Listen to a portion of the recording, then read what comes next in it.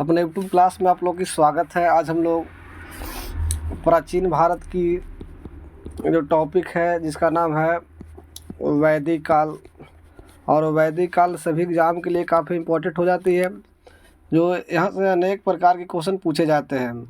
ने किसी टाइम वैदिक काल का जो टाइम पीरियड है जो 1500 BC से 600 BC तक के जो काल है जिसे हम लोग वैदिक काल कहते हैं।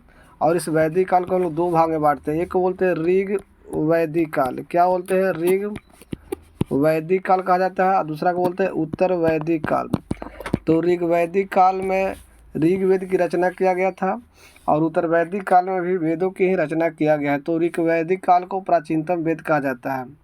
यानी कि इस वैदिक काल को लौह युगीन सभ्यता के नाम से भी जाना जाता है, क्योंकि इस समय लोहा जैसी धातु का खोज हुआ था। लोहा जैसी धातु का खोज होने के कारण वैदिक काल को लौह युगीन सभ्यता के नाम से जाना जाता है। तो हम सबसे पहले जानेंगे कि वेद क्या होता है, वेद कितने प्रकार के होती है। तो वेद, तो चलिए स्टार्ट करते हैं। जो सभी एग्ज़ाम के लिए इम्पोर्टेंट है, आप लोग यहाँ से समझने का प्रयास ज़रूर कीजिएगा। तो वेदों की जो रचना है या तो संकलन करता है जो महर्षि वेद व्यास जो थे। तो ये भी इम्पोर्टेंट हो जाता है कि महर्षि वेद व्यास के द्वारा वेदों की रचना किया गया। और इसके अलावा जो वेद की जो संख्या है वो कितना था। वेदों की वेद 4 प्रकार का होता है। ऋग्वेद, यजुर्वेद, सामवेद एवं अथर्ववेद। यानी इस प्रकार वेद कितने प्रकार की होती है? 4 प्रकार की होती है।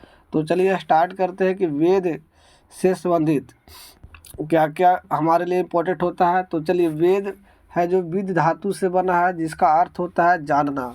वेद का अर्थ क्या होता है? जानना। जो किस धातु से बना है? विद धातु से बना है। और जो भी हम लोग जानने का प्रयास करते हैं या तो जो भी अभी तक हम वेद के बारे में जानते हैं वो हम लोग सुनकर प्राप्त किए हैं, इसलिए वेदों को श्रुति भी कहा जाता है। यानी कि वेद को श्रुति के नाम से जानते हैं। वेद को अपुरुषय भी कहा जाता है, क्योंकि पुरुषों के द्वारा वेद की रचना नहीं किया गया है, बल्कि वेदों की रचना ईश्वर के द्वारा किया गया है, इसलिए वेद को अपुरुषय कहा जाता है। वेद को अनादि भी कहते हैं, क्योंकि इसका अंत ही नहीं होता है। और वेद को अमान भी कहते हैं, क्योंकि इसकी अध्ययन से मनुष्य की संपूर्ण ज्ञान की प्राप्ति होता है।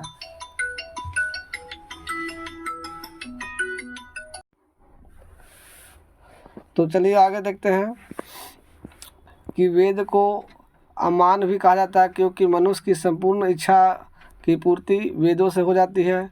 अब हम लोग जो हमारे लिए काफ़ी इम्पोर्टेंट है कि वेदों से सामाजिक, आर्थिक एवं राजनीतिक, धार्मिक, पर्यावरण एवं विज्ञान, गणित से संबंधित सूचना प्राप्त होती है। प्रारंभ में केवल 3 ही वेद थे, जिसे ऋग्वेद, सामवेद, यजुर्वेद के नाम से जानते हैं।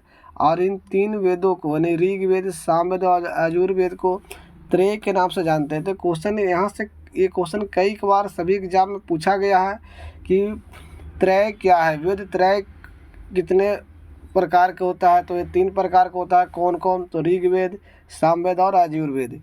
इसके अलावा इसमें बाद में अथर्ववेद को भी जोड़ा गया। बाद में किसको जोड़ा गया? अथर्ववेद को जोड़ा गया।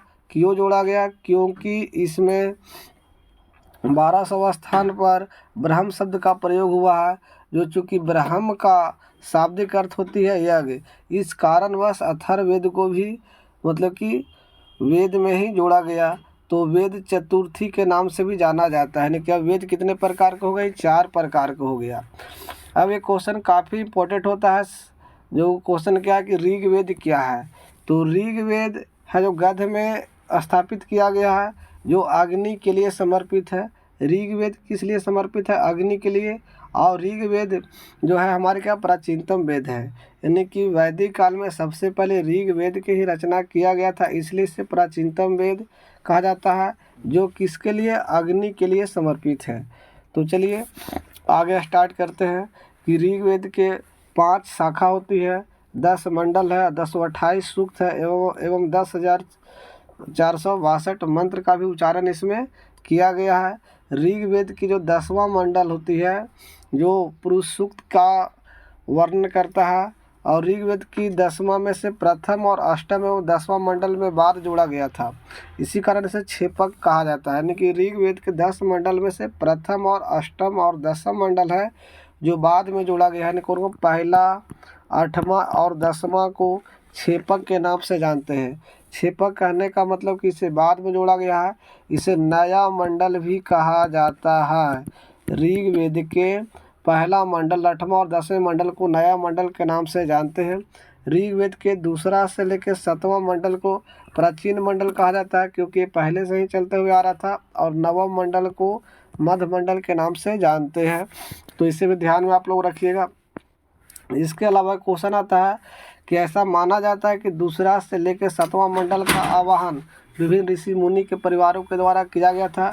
इसी कारणवश दूसरे से लेकर 7वां मंडल को फैमिली बुक या पारिवारिक पुस्तक भी कहा जाता है। ऋषि मंडल या मुनि मंडल या वंश मंडल के नाम से भी जानते हैं। ऋग्वेद की जो तीसरा मंडल होता है, जो गायत्री मंत्र का उच्चारण इसमें किया गया था, जो सविता यानी सूर्य को समर्पित है। यानी कि ऋग्वेद के तीसरा मंडल है जो किसको समर्पित है? सूर्य को समर्पित है। और जनेऊ धारण करने का समय गायत्री मंत्र का क्या किया जाता था? जाप किया जाता था, जो उपनयन संस्कार के लिए किया जाता था।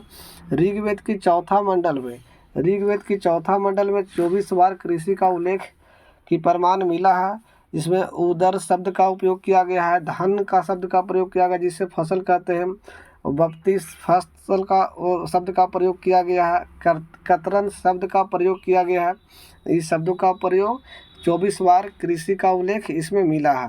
कहता ऋग्वेद के चौथे मंडल में वर्णित इंद्र ने व्यास नदी के तट पर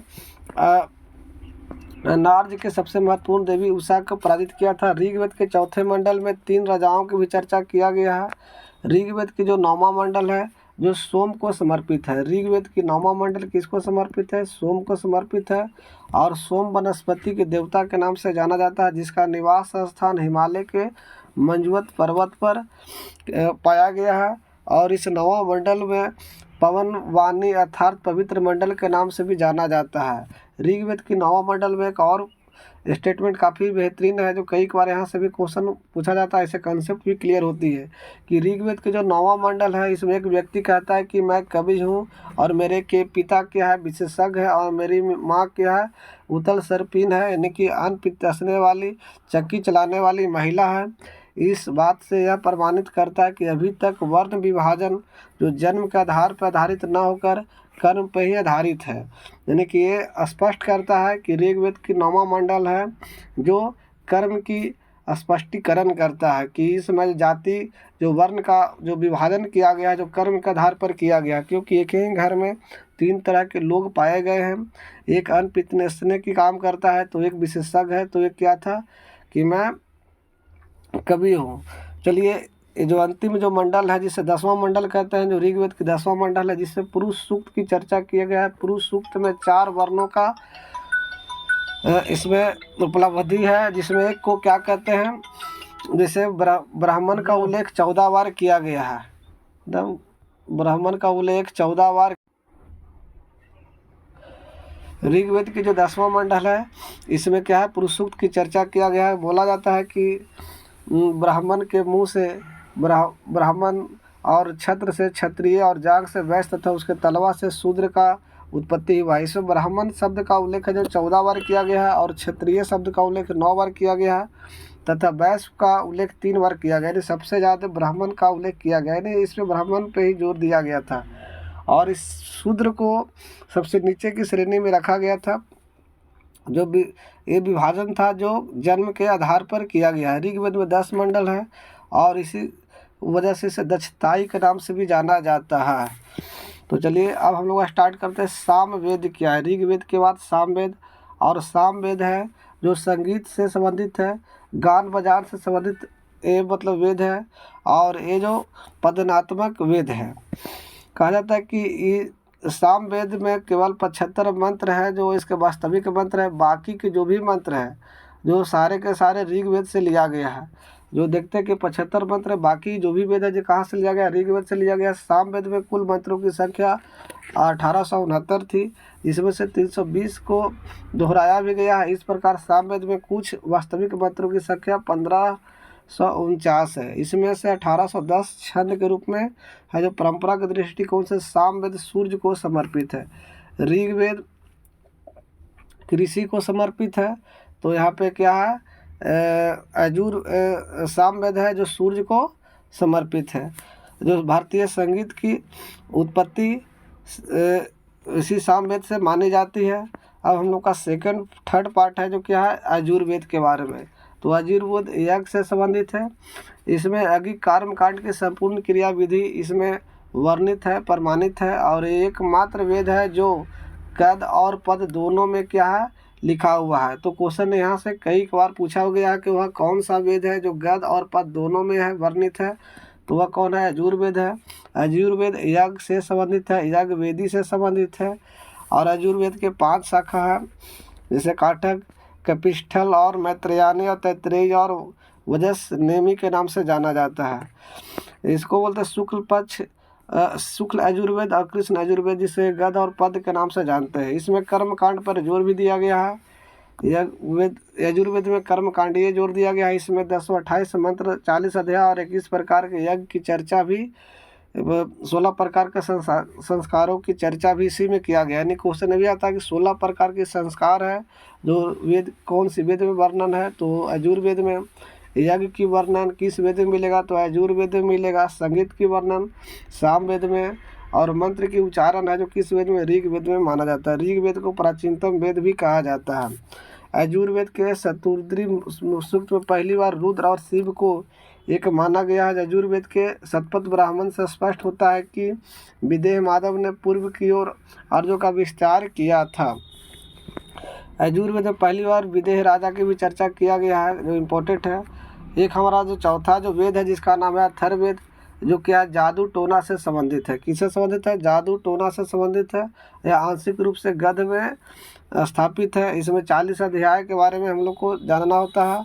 और ये भूत प्रेत, जादू टोना इत्यादि से क्या होता है, काफ़ी प्रसिद्ध होता है कि भूत प्रेत और जादू टोना और चिकित्सा की चर्चा ऋग्वेद मतलब कौन सी वेद में उल्लेख किया गया है, तो अथर्ववेद में। इसमें सिंचाई की भी चर्चा किया गया है। राजा को परीक्षित उल्लेख इसमें मिला है। दास शब्द को पहली बार उल्लेख अथर्ववेद में मिला है, और गोत्र को परिभाषा भी अथर्ववेद में मिला है। तो इस प्रकार कह सकते हैं कि हमारे लिए काफ़ी इम्पोर्टेंट है। इसके अलावा अथर्ववेद में पहली बार चांदी का भी उल्लेख हुआ है। पृथ्वी को रत्न गर्भा भी कहा गया है। समुद्र व्यापार को देवी पन्नी भी कहा गया है। अंग एवं मगध की पहली बार उल्लेख, ये यहाँ एक क्वेश्चन कई बार एग्जाम में पूछा हुआ कि अंग और मगध का उल्लेख कौन सा वेद में चर्चा किया गया है, तो अथर्ववेद में। अथर्ववेद में शाला चिकित्सा का भी चर्चा हुआ है। अथर्ववेद को कहा गया है भूमि हमारी माता है और हम सब इनके क्या है, संतान है, जो अथर्ववेद में उल्लेख किया गया है। तो इस प्रकार एक लास्ट होता है कि 8वें मंडल में 50% मंत्रों का आवाहन कंद ऋषि ने किया था, तथा 50% मंत्रों महिला विदुषी के द्वारा किया गया था। जैसा महिला के नाम का गोसा, सिकता, नियावरी और पोलो मासी और अपाला तथा लोपा मुद्रा के द्वारा ये मंत्र उच्चारित किया गया था। तीसरे मंडल है जो गायत्री मंत्र है, जो सविता के लिए समर्पित है। तो इस प्रकार हमारा क्या था, ये वैदिक काल समाप्त होता है। और वेद से संबंधित, इस वैदिक काल से संबंधित बहुत सारे क्वेश्चन और भी हैं जो हम लोग नेक्स्ट वीडियो में लाते रहेंगे। तो चलिए, धन्यवाद।